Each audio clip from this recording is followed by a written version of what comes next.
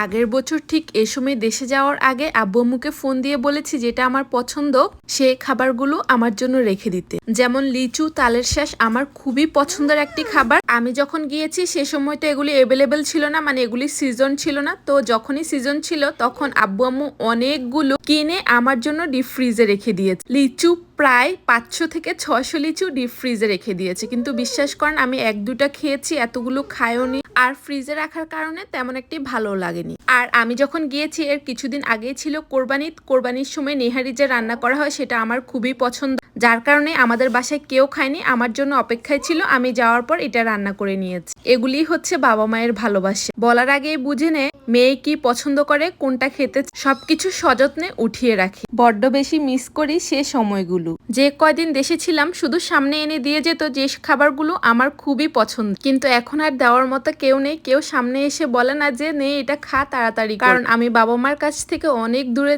থাকি, যেখানে চাইলেও তারা আমার কাছে আসতে পারে না, আর আমিও চাইলে এত সহজে তাদের কাছে চলে যেতে পারি না। সব সময় দোয়া করি পৃথিবীর সকল বাবা মা যেন ভালো থাকে, সুস্থ থাকে। আপনারাও আমার বাবা মার জন্য অনেক বেশি দোয়া করবেন।